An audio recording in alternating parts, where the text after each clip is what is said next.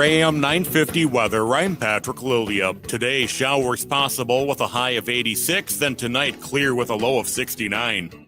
Maverick's Real Roast Beef serves up the best roast beef sandwiches in town, but don't miss their other great offerings like chicken, fish, Philly steak, and more. Mavericks is located on Lexington Avenue in Roseville, 1 mile south of Highway 36. Check them out at mavericksbeef.com. Portions of the following program may be pre-recorded.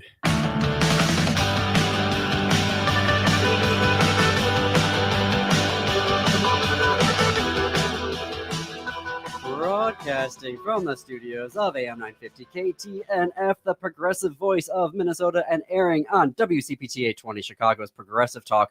Welcome to the Gailey Show, the only daily LGBTQ radio news and talk show in the United States. I'm your host, John Parker. In studio with me is my executive producer, Jim Pounds. Hey, all. We have a big show for you today. So in the second half hour, we're going to break down the facts current as of this afternoon, September 15th. So for our listeners, you're going to be hearing this in your morning drive, but this is for this afternoon. So I'm sure more things are going to come out between now and then. And here is a transition about the murder of Charlie Kirk. That's the rest of that sentence. Okay. Obviously, there's a lot going on, folks, and my mind is spinning. Yes. Trying to keep all of the facts, and all of the emphasis on the facts. BS. Yeah. Trying to sort through all of that nonsense. Right. Here's a transition that's going to give you some whiplash. In other news, the gays won the Emmys, so we're going to talk about that as well during the show. But up first, he is the award-winning author of The Walk-in Closet, Like a Love Story, and The Chandler Legacies. As head of development for Waters End Productions, our guest has been an executive producer or associate producer on numerous films, including Call Me By Your Name and It Happened in L.A. His screen credits include writing the screenplays for The Artist's Wife and the Menendez Blood Brothers, and he has written for 3 television shows, including NBC's Ordinary Joe and The Village, as well as Fox's Almost Family. His newest book, Exquisite Things, comes out September 23rd. Please join me in welcoming Abdi Nazemian. Thank you so much for having me. And a recent guest of the GLAAD Media Award nominated podcast, This Queer Book Saved My Life. That's right. Always have to say that. That is right, where we discuss James Baldwin's Another Country, which people should read. Yes, and Abdi gives you all the reasons why you should be reading it. You can stream This Queer Book Saved My Life everywhere you get your podcast. But what I want to talk about right now is Exquisite Things, coming out on September 23rd. That has a lot of relevance to what we're going through today. So, Abdi, tell us about it. Exquisite Things is a novel about 2 immortal 17-year-old boys who are in love, and they are in search of a time and place where their love isn't a crime. So it's a book that shines a light on different moments in history that I felt were relevant to queer resilience. It begins in London in the late 19th century during Oscar Wilde's trial for gross indecency. And in fact, it is the burning of Oscar Wilde's manuscript, The Picture of Dorian Gray, because of course he was a banned author, as I am.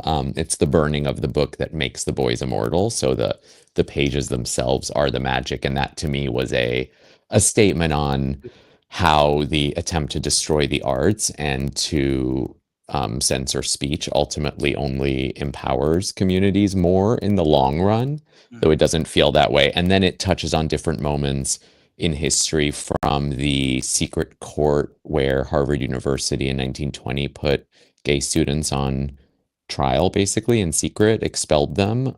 3 of them died by suicide. That's something that's been covered up for a long time, and I think is very relevant, especially now as our educational institutions are once again attacking their own students and turning names over to our not so lovely government. And then it goes into present day, and to me it's really, in addition to a love story, an ode to our community. And when I say our, I mean the large queer community, our community's ability to meet different moments through community, joy, art, expression. Wow. Can we talk about the 1895 London, Mm-hmm. where one of our characters starts out first? Mm-hmm. The trial of Oscar Wilde, how much of that did you find the language was the same? And the reason why I'm asking that is we had there was a play here in Minneapolis just a few weeks ago that was about Mae West and her censorship trials in the 20s, 30s, early 20th century. Early 20th. Sorry, Mae West. And in the play, we talked to the playwright here, and the director said that the language was also verbatim of what we're dealing with today. I mean, it was literally, you didn't know if they were like, we didn't know reading the transcripts whether they were written in 2025 or in early 20th century. Did you find a similar situation with the trial of Oscar Wilde and what they were going through? Absolutely. I mean, just look at the phrase gross indecency. I mean, I feel like that's the thing that's being flung at authors today. And it's not just Oscar Wilde. I mean, I went back, I'm obsessed with Madonna, as many gay men of my generation are. And, when my book was first banned and I was asked to go and speak to different news organizations about it, I went back and I watched her Nightline interview from 1990 when Justify My Love was banned, because of course when I hear banned, that's my reference point. And it's incredible to hear what she's saying. It could be an interview she's giving today, and the words, and you can go back in history. So what is happening, and that's why it was so exciting to write this book that takes place over 130 years, is to connect those events and to remind people that we've been here before. The tools that we must use to face this moment are available to us if we study history. And my books are for all readers, but they are about young adult characters, and they are marketed as young adult books, though adults tend to enjoy them. But I think it's really important for young people to know history, because it's not just, oftentimes people say we study history so we don't repeat the worst of it. When I talk to young people, I always say study history so you can repeat the best of it. How do you learn from those who faced these moments and actually succeeded? Who are we plucking from when we look for tools? Because we have to be really smart and engaged right now. As you were doing the research and as you were writing the novel, were there particular tools that stood out the most to you from these time periods that you were writing about? The thing that stood out, I mean, I think absolutely one tool is community. Community is the most important thing. We have to be connected to each other. And the tool that our opposition always uses is the tool of tearing us apart from each other. You see them try to divide us. I think the way within the queer community, the way they're doing that right now is by attacking the trans community. And I've been so appalled by how many gay men and lesbians I see turning their backs on the trans community. So by dividing community, they win. And so I think community and loyalty to the larger community is a huge tool. One thing that really stood out as I did my research is just the power of the written word. The written word tends to be how they try to bring us down, and that's why they attack the written word. But to me, that speaks to the power of writing. So, when you think of Oscar Wilde, they use his writings, and not just his books, but his letters. Ultimately it was his letters that brought him down.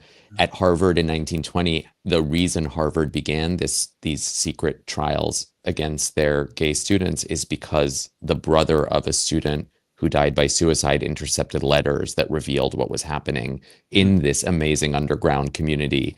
And so they used the letters. And so time and time again, you see them using the written word to try to attack communities. But that, to me, what that did is it galvanized me to realize the power of the written word. That's what they're afraid of, is that we're going to keep putting our experiences in writing. And that's why they try and ban writing. And now here we are, X number of decades later, and Harvard is just willfully and gleefully giving up all of their LGBTQ positions and content and just capitulating to a far-right federal government, which is not the same, but also when you have a university that's got billions and billions and billions of dollars, of course, and suddenly they can't make up the loss of federal funding, and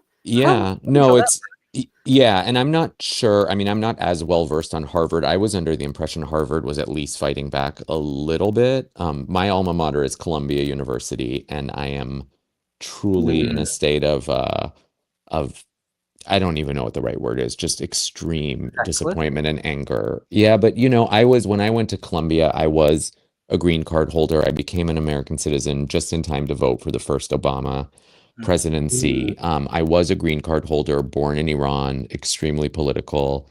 To see, students being arrested for their right to protest and free speech, which is what we hold dear here in the United States, who were green card holders who came from the part of the world I was born in. It felt deeply personal, and just incredibly disappointing. And now I'm not affiliated with UC Berkeley, but I just read about UC Berkeley turning over information on over 100 faculty and students, including Judith Butler, to the government. I mean, Berkeley to me is the symbol of progressive America, the symbol of where student protests have been effective. I mean, we are in a moment where our institutions, from universities to, the big law firms, the big media organizations, CEOs, they are all capitulating without a fight. And it is really alarming. Yeah. Or a performative fight, which is Harvard was, and now they're reaching a settlement offer, which is why I'm kind of going after. Okay. Getting rid of specific support positions for LGBTQ students, so they're going through and just trying. Oh wow! So I had not read that yet. Yeah, that's And I have 2 kids who are getting very close to college age, and it's really difficult to contemplate what are they stepping into as far as these institutions. We are talking with author, screenwriter, and producer Abdi Nazemian, whose new book, Exquisite Things, comes out on September 23rd. I have to fit in a break here. We're going to have more with Abdi when we come back, because also having, being a screenwriter and written for TV, I want to hear Abdi's thoughts on the Emmys, which happened this weekend. Before we go, I want to again share about our travel partner, Travel Marquette. And the reason why is that Marquette, Michigan has become a very special place for me. For the past decade, I have been going to Marquette at least once, but twice a year. And part of the reason I love that is that when I go there, I don't have to worry about traveling while queer. It is a university town. It is in a reliably blue county and a super blue city. And it has all the things that I personally need from a long weekend getaway. Good restaurants, excellent bookstores, relaxing hiking and time out in nature, delicious bakeries. You can reach out to me on Blue Sky. I'll tell you which ones those are if you head that way. I've already been there once this year for Pride, covering up North Pride. This past June, rather. I'm headed back this October, actually, second weekend. I'm really grateful to be in partnership with Travel Marquette, because the world sucks right now, and it's been so nice to just get in a car and drive up to a place where I can be myself. If that is something that you would like to do, you can head to travelmarquette.com to start your journey. That's travelmarquette.com. You are listening to The Gailey Show. We'll be right back.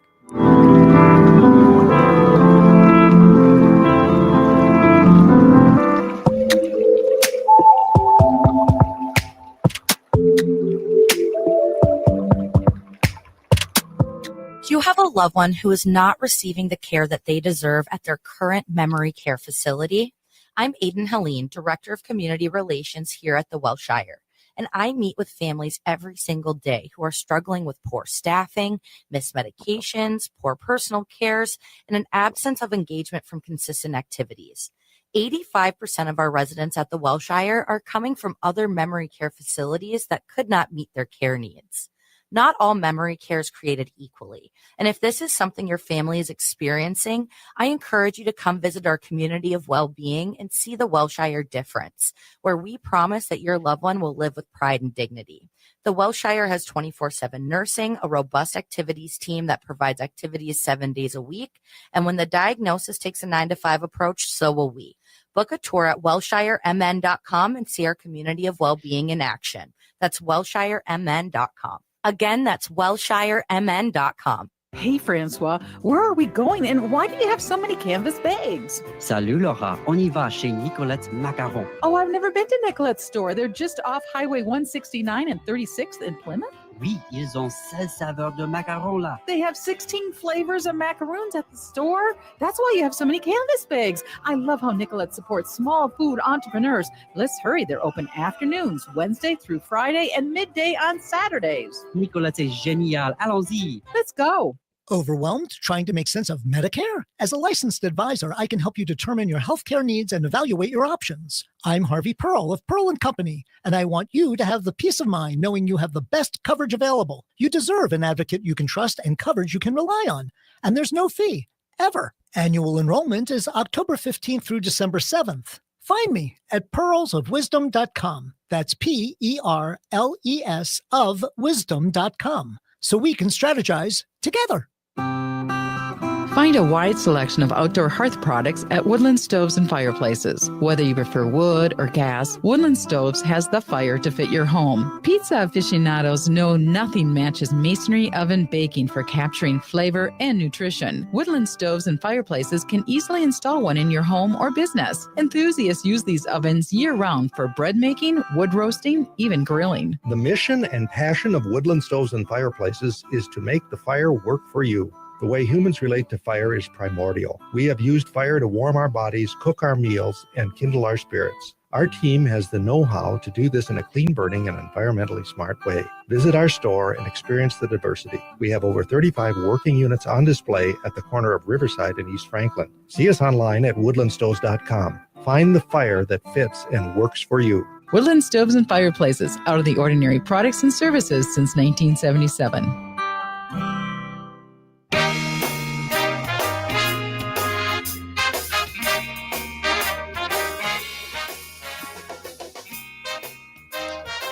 Welcome back to The Gaily Show. I am John Parker. We are coming up on the bottom of the hour. Continuing on with us here is author, screenwriter, and producer Abdi Nazemian, whose new book, Exquisite Things, comes out on September 23rd. Abdi, in the book, there is a theme of the perfect time and place. Mhm. Because I think queer people are always wondering, where is the perfect time and place? It's right now. Is it Well, though? I mean, but that's the point of the book. The point of ultimately is we have to believe right now is the perfect time and place because it's the time we're given. And it really is, there's a quote in the book where I take something a friend told me when I was very young, which was that our biggest job is to love the life we're given. And that's something that's always stayed with me. And in the book, I kind of go beyond that and say we have to love the life we're given, and then we have to hand over our passions and our history to the next generation so that they can pick it up. But ultimately, this is the time we have, and we have to be grateful for this life in this beautiful place with other beautiful humans. And I, for one, as an artist and as a parent, can't give in to any kind of hopelessness because then I've given up and I refuse to do that. So for me, the best time is right now. And in 5 minutes, that'll be the best time. And tomorrow will be the best time. I don't know whether it reminds me of a Lord of the Rings quote. I think it's Gandalf who says, the only thing we have to decide is what to do with the time we're given. There you go. How did I remember that? There's so many There things you I go. cannot remember today, and that's what I pull out of my brain. Abdi, tell us about, because you were mentioning earlier that you have had books that were banned. Share with us that experience and your thoughts about, I'm very curious with folks right now about the lawsuits that particularly big five publishers are getting involved with to fight back against these legislators. What has been your experience? My experience with the banning is that it is very awful. It's personally awful because you get threatened, you get accused of things on social media that you are not, and that is very hurtful. It's awful because it cuts into your personal sales.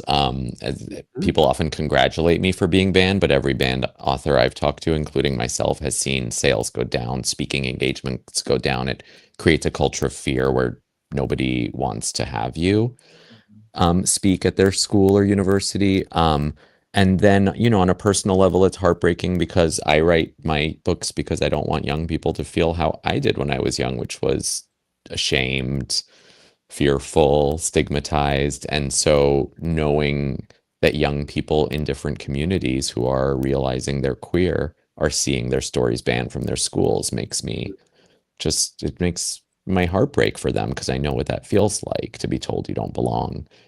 I think on a personal level, I have realized that I can't engage with it. Like I made the mistake early on of trying to argue with people who were trying to ban my books on social media. And at a certain point I realized that's not my job. My job is to keep doing my work and to not let them affect that. I mean, they affect it in the sense of, I think Exquisite Things was very inspired by my experiences with book banning. It galvanized me to write that work. So that's, for me, it's like, how do I turn this experience into what I feel my purpose is, which is to create art that's honest based on my life experience. And now this is a part of it. Mm-hmm. We're here with author, screenwriter, and producer Abdi Nazemian, whose new book, Exquisite Things, comes out September 23rd.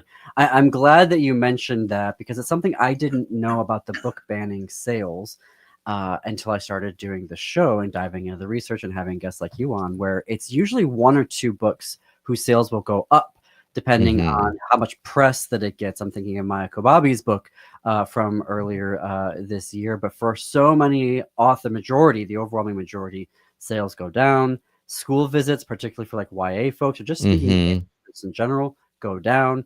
And so, those book bans, the idea that if you want to get people to read a book, ban it, actually doesn't really happen. And I really want to underline for those who don't understand this, that even if a book is not banned in a particular state or district, like my novel Like a Love Story, which is about my experience growing up in New York as a queer immigrant in the 80s and 90s during the worst of the AIDS crisis, has been banned statewide in Utah public schools and in districts across Florida, Virginia, Texas, and other places. But even in states where it's not banned or districts where it's not banned, there's much less likelihood that I can get stocked in a library or be invited to that school. And that's because of the culture of fear, because educators are unfortunately on the front lines of this. They're often, even the good ones, they're being threatened. They're being told they can't stock the books. I talk to librarians and teachers constantly who are paying out of pocket for books about LGBTQ identity or race or things they can't get approved out of school budgets anymore because the banners have created a culture of fear. And that's what our government is trying to do right now. I mean, that's what authoritarianism is. It's creating a culture of fear so that people are afraid to speak to power because, as we've seen, they will lose their jobs simply for their free speech. Yeah. I couldn't have put it better. And I just have a couple minutes left with you, and it's perfect timing to have you on here to talk about, again, segues that are breakneck. But your thoughts about the Emmys this weekend? What are your takeaways? I mean, my takeaways about the Emmys, and I will confess that I did not watch the whole show because I am a very busy human. So despite working in television, though I did go to some Emmy parties, I was overall very excited. I mean, the things that excited me most on a personal level, one of my closest friends, Simran Baidwan, is a co-executive producer of The Pit. She was up on stage looking like the star she is. And she is a human being who is beloved in this town, in this industry, because she is so good to people. I mean, talk about the book bans. She is on the strike lines when we were striking for the WGA together. Wow. She bought so many copies of one of my books and had everyone in the strike line up for me to sign them. Every time one of my books has been banned, Simran has bought copies. Like when it was banned statewide in Utah, she sent a copy to everyone she knew in Utah. I mean, this is a woman who just is exemplary as a friend and human. And to see her on stage, and I know from speaking to so many people involved with The Pit, that's a show where everybody is treated fairly and well. It shoots here in LA, which we need more of because so many people have lost jobs here. I was just so thrilled to see that show rewarded for those reasons. I was extremely thrilled by some of the speeches, like Hannah, of course, Hannah Einbinder. I hope I'm pronouncing that right. One of my favorite actors in Hollywood right now. Hacks is, in my opinion, probably the best show on TV at the moment. And seeing her actually speak about Palestine in front of an industry that has really done its best to silence visible people from speaking out was really exciting. Watching Jeff Hiller be cheered on by fellow queers. I mean, what a moment, right? And that just showed how strong our community is, because every single queer person in that audience, even those who lost to Jeff, were so happy. Thrilled for him. I hate to cut you off. No. There's an end. I know. The book is Exquisite Things, out September 23rd. We have links in our show notes and on our website for you to pre-order your copy. Connect with Abdi at abdinazemian.com. We'll share other ways you can connect with him. Abdi, thank you for being on The Gaily Show. Thank you for having me. Right, bye, everyone. More on The Gaily Show after you come back. Wake up with your favorite sexy liberal, me, Stephanie Miller, every weekday morning from 8 to 11 right here on AM 950, the progressive voice of Minnesota. The place for live music is the Park Tavern. Live music takes over the Park Tavern's dog-friendly patio. Head over on Tuesday, September 16th, it's Colby Straka. Wednesday, September 17th, it's Meat Raffle Ska. And on Thursday, September 18th, it's the Gut Buckets. Music runs from 5:30 to 8 p.m. and reservations for groups of 8 or more are recommended. And the Park Tavern offers private and semi-private spaces for small and large groups on Louisiana Avenue north of Highway 7 in St. Louis Park. Outdoor live music is on at the Park Tavern.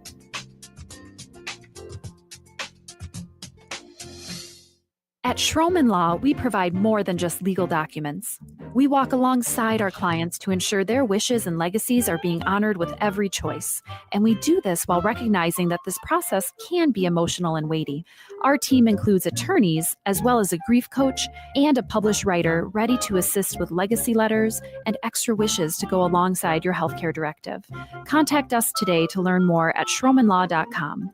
That's SCHROMEN law.com. Hey, it's Patrick for Zero Res. It's the start of our favorite season in Minnesota, football season. With all the hype and action this season brings, we know things can get loud and messy quick. Before you invite your friends and family over to watch the big game, you better call my cleaning heroes at Zero Res to clean up all of those fumble moments in your home. And as always, you can score a guaranteed touchdown with great savings from Zero Res this month. Carpet, tile, rugs, upholstery, every surface in your home can be Zero Resified. And this month you can get 3 rooms of carpet cleaned starting at just $129, plus $75 off an air duct cleaning. And don't forget about your dryer vent, too. Having Zero Res over will be a big victory for your home. You'll always come away a winner, even if the guys in the purple or the maroon don't. Call 952-ZERO-RES or go to ZeroResMinnesota.com and ask for the AM 950 special. Backward or forward spells the same. Zero Res. Overwhelmed trying to make sense of Medicare? As a licensed advisor, I can help you determine your healthcare needs and evaluate your options. I'm Harvey Pearl of Pearl & Company, and I want you to have the peace of mind knowing you have the best coverage available. You deserve an advocate you can trust and coverage you can rely on. And there's no fee, ever. Annual enrollment is October 15th through December 7th. Call me now at 651-303-8889 so we can strategize together. With your AM 950 weather, I'm Patrick Lilia. Today, showers possible with a high of 86, then tonight clear with a low of 69. Maverick's Real Roast Beef serves up the best roast beef sandwiches in town, but don't miss their other great offerings like chicken, fish, Philly steak, and more. Mavericks is located on Lexington Avenue in Roseville, 1 mile south of Highway 36. Check them out at mavericksbeef.com. AM 950 KTNF, St. Louis Park, Minneapolis, St. Paul.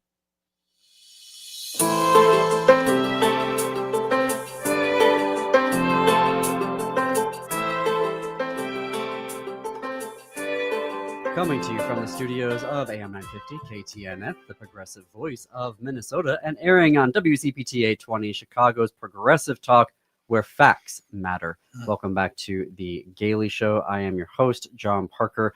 In studio with me is my executive producer, Jim Pounds. We are already 33 minutes after the hour. Our thanks to Abdi Nazemian. Other ways that you can connect with him, we kind of ran out of time there before the break. So his website is abdinazemian.com. You can also connect with him on Instagram. He is at ABDaddy on Instagram. All right. So MAGA's Charlie Kirk war. The alleged shooter is Tyler Robinson. There has been so much misinformation about who this person is, and it started almost immediately, including with fake leaks to major newspapers. Yep. So here are things that I have been able to verify as facts. This is as of September 15th, 2:34 p.m. So again, for folks in Chicago, you're going to hear this in your morning drive. New things may come out, and obviously we'll continue to cover this story. And the reason why we're going to be continuing to cover this story is that MAGA is using this as an opportunity to scapegoat trans people and to create an entire lie and perpetuate their lies about the trans community. So what do we actually know about Tyler Robinson? Number one, he was registered to vote, but not with a party, and did not vote in the recent election. The bullet casings did not have transgender ideology on them, despite the Wall Street Journal falsely claiming that they did. They published a retraction in the article itself, but the article remains still published as of this afternoon.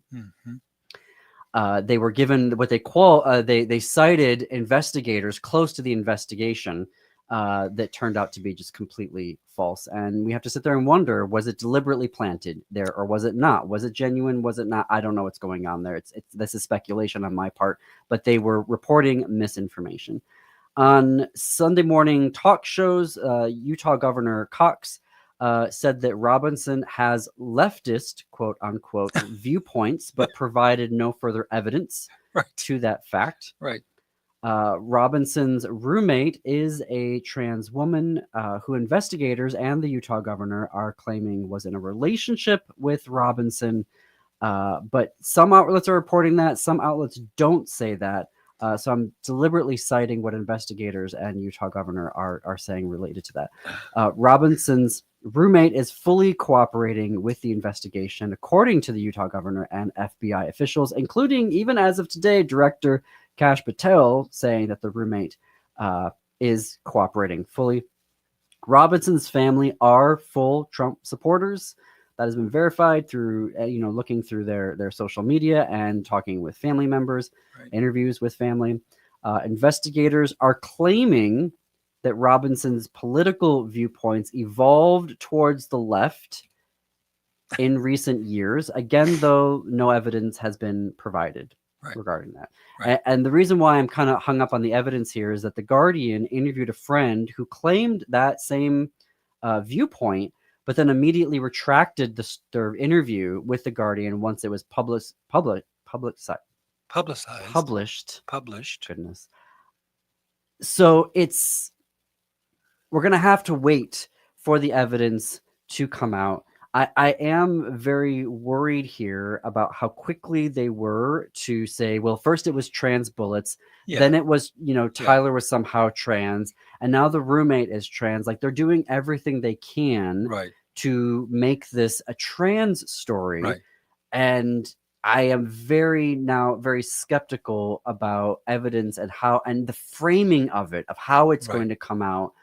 It is very, it's going to be very, very dangerous, I feel like, for me. And we're going to know more potentially tomorrow when Robinson is charged in court on Tuesday. He will be in court. And according to several media outlets, he is not cooperating with authorities right now. So we'll see how that plays out as the charges come in on Tuesday and then the investigation comes out. Something that I am curious about, Director Patel was on the talk shows. Again, I don't know why he's on all the talk shows as opposed to doing his effing job. Because he can't do his job. But so he's on the talk shows. I'm very curious to see how this worked out. Apparently, Robinson wrote a letter saying that he was going to commit the murder, but then burned the letter or somehow destroyed the letter.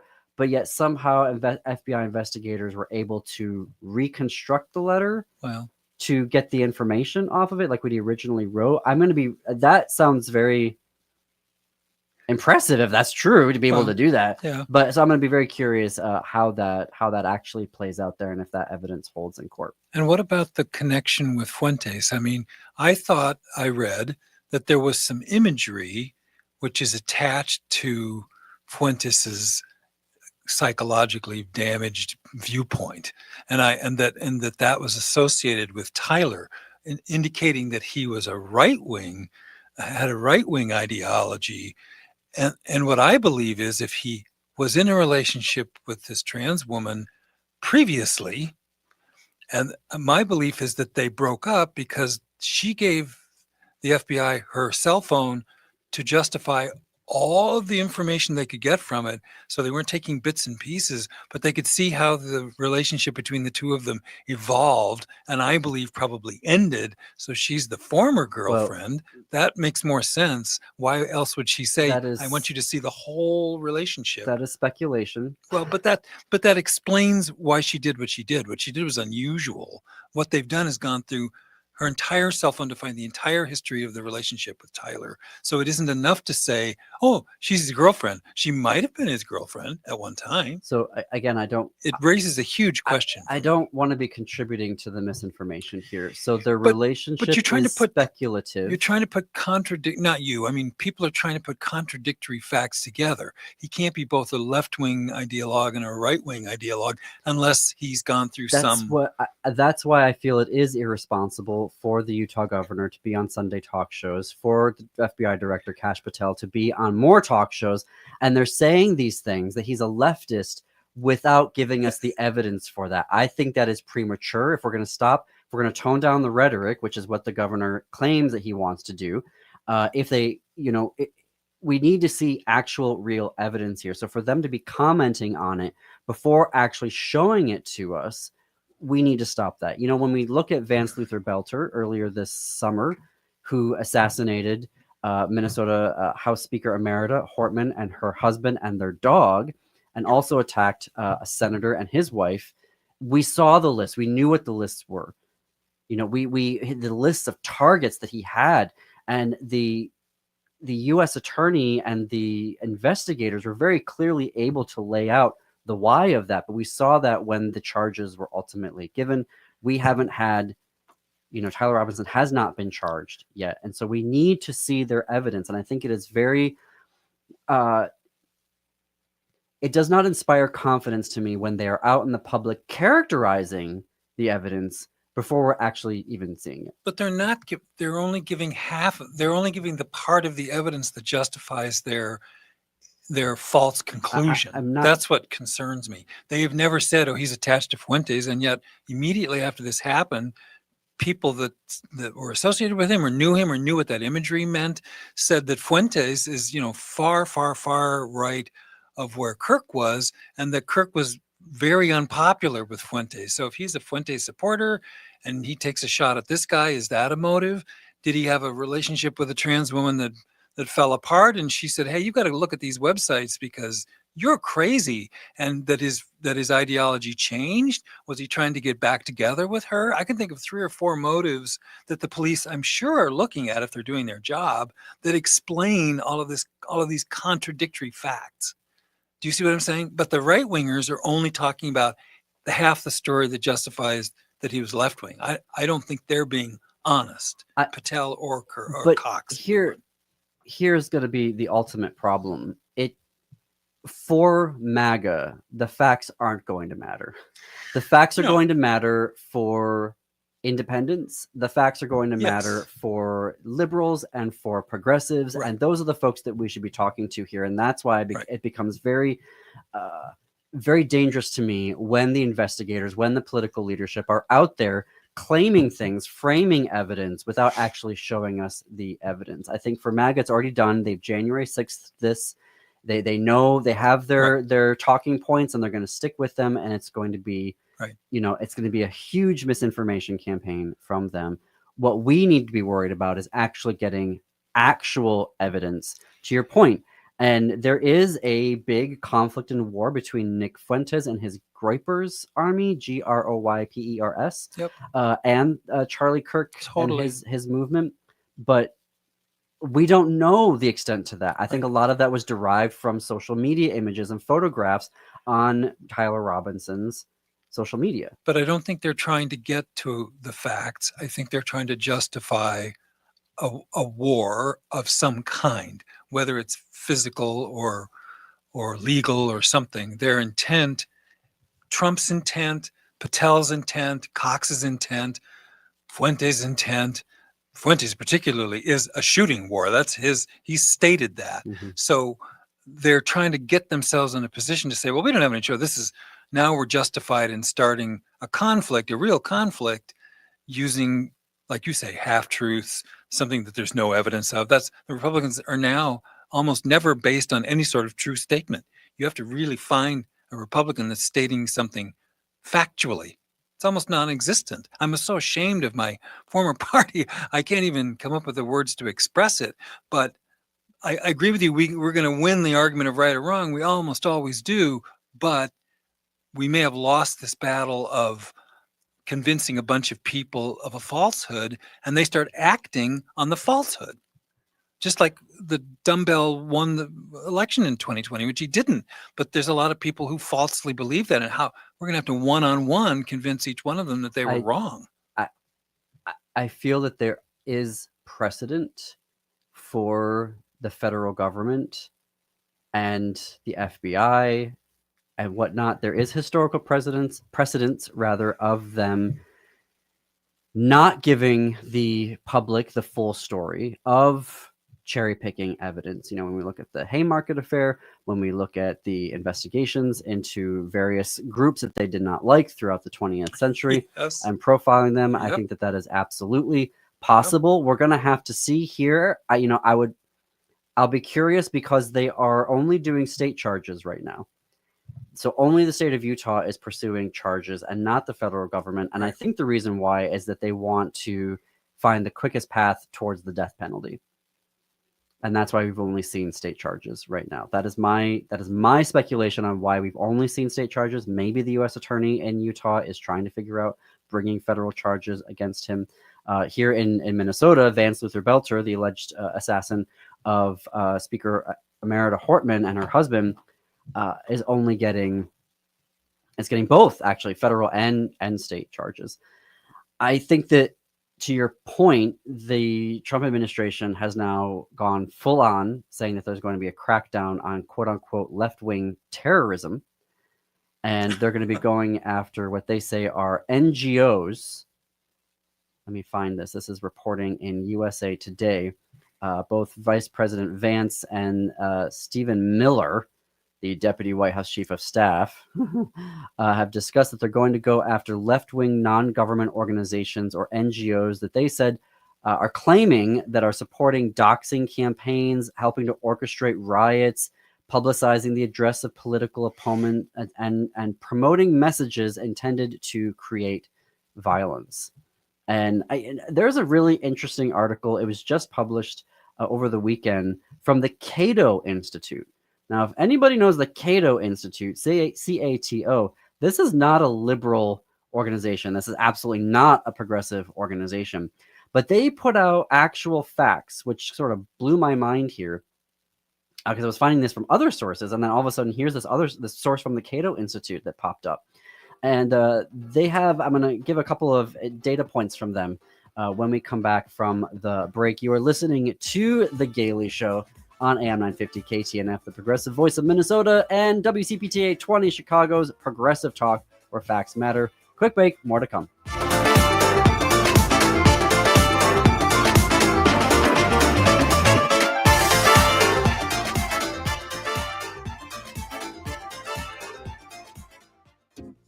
Hey, it's Tom. There's a war being waged on clean energy. A bill in Congress could eliminate the 30% federal tax credit for solar by the end of 2025. And once it's gone, it may never come back. Fossil fuel giants and their MAGA friends in Washington want to kill green energy. But you can fight back. Going solar with All Energy Solar isn't just smart, it's a form of resistance. You choose where your money goes, not to utility companies, not to fossil fuel billionaires, but toward clean, renewable power for your home. A system from All Energy Solar works in Minnesota year-round because it runs on sunlight, not heat. So even in the dead of winter, you're generating electricity. And All Energy Solar helps you save with every rebate and incentive available. This is the moment to act. Waiting means risking with this tax credit and giving the upper hand to MAGA Republicans.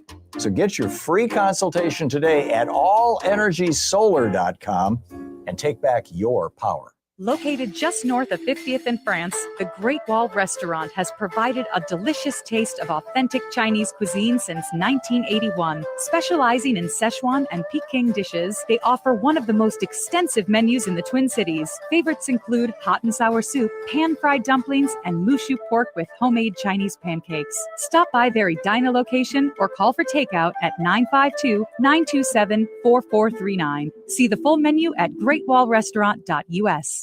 This is Mitch, owner of Junk Masters. Feeling overwhelmed by clutter? Spring's the perfect time to reclaim your space and peace of mind. Renting a dumpster is costly, and it all ends up in the landfill. Just show us what goes. We give usable items a second life by donating them. No calling all over town trying to figure out who takes what. We do the legwork for you. Easy, cost-effective, and local. There's no obligation. Visit junkmastersmn.com today.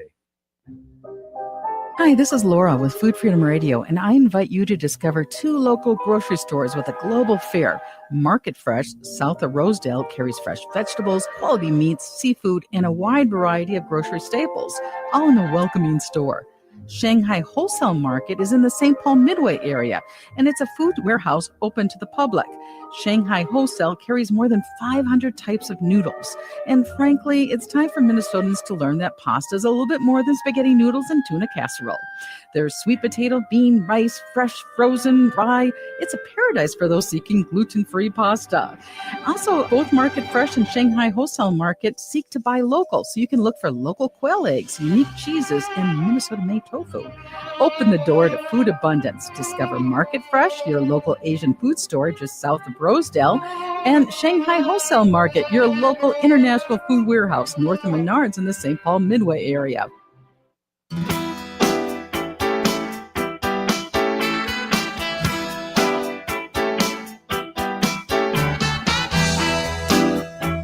Welcome back to the Daily Show. We are coming up on the top of the hour. I am John Parker with my executive producer, Jim Pounds, in the studio. I just found out that I can give away a pair of tickets to the Twins game in Minneapolis for Tuesday evening. They're playing the Yankees. So if you want to get a pair of free tickets to the Twins game on Tuesday evening, game starts at 6:40 p.m., you can call 952-946-6205. First caller gets a free pair of tickets to the Twins game playing the Yankees tomorrow, Tuesday evening at 6:40 p.m. That number again is 952-946-6205. I always feel like I'm calling out lotto numbers when I do that. I want to return to some statistics put out by the Cato Institute, compiled and released after Charlie Kirk's murder. And because we're getting all of these messages from the federal government about going, toning it down, dealing with political violence, etc., etc. Here's one table here. So it is the table has murders and politically motivated terrorism, not including 9/11. It's breaking it down by ideology. The ideology that had the greatest percentage of share of deaths, right wing, 63%, by quite a bit of the share of deaths were from people acting on right wing ideology. Foreign nationalism, 1%, Islamism, 23%, left ideology, 10%. Those terrible Democrats. 10%. 10%. When you look at murders, so now we're just going to look at the past few years. When you look at murders and politically motivated terrorism since 2020, 54% of the share of deaths were from right wingers. Mm-hmm. Now, 22% from the left, which we do not condone on this show at all. No. But if we're going to be talking about dealing with the violence, the overwhelming majority, or at least the majority in this case, is coming from the right. And I really was shocked that the Cato Institute, the final paragraph in this article here said the government can and should vigorously pursue justice for Kirk and all the others murdered by politically motivated terrorists. But it can and should do so without new political witch hunts, expanded government powers, and a revived war on terrorism. Right. Yeah, there's no justification for what I think you said is right, an orchestrated attempt to link this somehow to trans people because they've got this false narrative going that trans people are mass murderers. And I said it the other day when just before Charlie Kirk died, he was asked how many mass murders in the last 10 years have been conducted by trans people, and it was 5. And he didn't know the answer. He didn't know how many. He was telling everybody how dangerous trans people were, but he didn't really even know any facts. So he was a liar. I'll say that at least. Yeah. Again, I want to be clear here. Him not knowing that does not justify him being the victim of gun violence. I didn't say that, and of course I don't. I just want to be very clear about that because there are a lot of people who have been losing their jobs in the past 5 days for not being sufficiently mournful about Charlie Kirk and people misrepresenting things. I'm thinking about Matthew Dowd at MSNBC. I am thinking of the columnist who was just fired from the Washington Post. I want to be very mindful here that Karen Adia was the columnist who was just fired from the Washington Post. Actually didn't even say anything about Charlie Kirk and lost her job. And so I don't want our words to be misconstrued here. Well, no, I was trying to draw the connection that he had been fabricating this false trans thing because they've been all riding the same bicycle and coming to the same false conclusion, but supporting each other's falseness. That's what, that's the cult way of thinking, right? But it never has been true, no matter whose mouth the lie came out of. No. And the people that are believing it are doing what lately the Republicans are doing for decades now, setting up a lie, and everybody says, oh yeah, that makes sense, and they jump on the bus. And we're trying to say, no, it was false from the beginning. It was false from the guy who died. It was false from the people that have talked about it afterwards. Know your facts, people. And the reason I'm being so adamant about it is I want our listeners to be fully free to say, at least one-on-one, maybe not in public media like you're saying, in your social media or whatever, but one-on-one to people, you should be telling them the facts, I think. I don't want anyone to lose their job, but in a one-on-one conversation, you should tell them the facts. Well, there has been this very weird, particularly from the mainstream media, where somehow it's inappropriate to be quoting Charlie Kirk. Yeah, I know, that's insane. Like apparently quoting his words is, that he was very proud of. Yes. He had very extreme positions here, right, including that Black women should not be, surgeons, that gay people should be stoned. Right. I know but he was very proud of that. Oh, I know. He went onto college campuses on a tour called Change My Mind or Prove Me Wrong.